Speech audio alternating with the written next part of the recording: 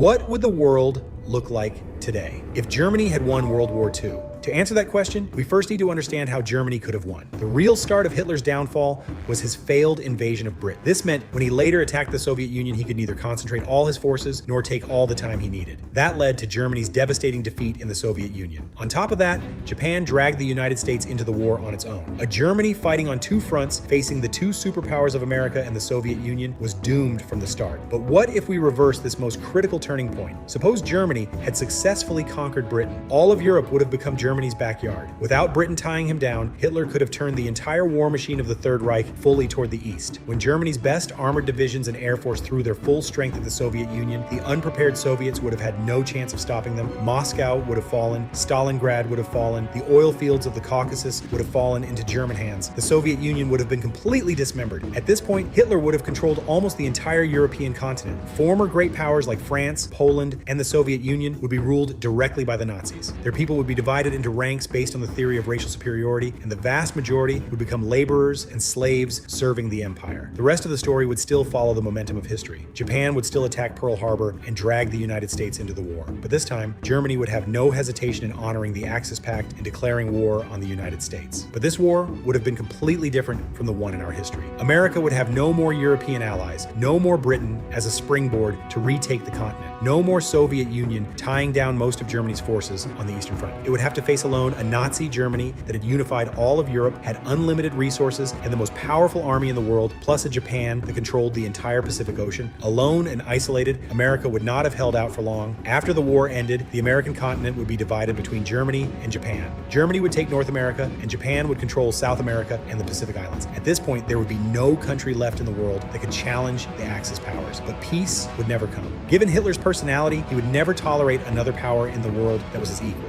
After defeating America, he would immediately turn his guns on his former ally, Japan. Given the gap in industrial and military strength between the two sides, Japan would have been no match for Germany. It would have been completely defeated within a few years. By this point, Hitler would have almost unified the entire world. He would build the most terrifying empire in human history. No freedom of speech, no freedom of religion, no freedom of thought. Everyone would be indoctrinated with Nazi ideology. All children would be shaped into tools of the empire from the moment they were born. He would implement the most thorough policy of genocide, wiping every race he considered inferior completely off the face of the earth. But such an empire was never meant to last. The Nazi tyranny would spark the fiercest resistance from every nation on earth. Underground resistance movements would spring up everywhere. The empire's rule would be slowly worn down by endless repression and rebellion. Eventually, this mighty empire would rot and collapse from within. The conquered nations would seize the chance to declare independence and rebuild their own countries. And then it would be time for World War III.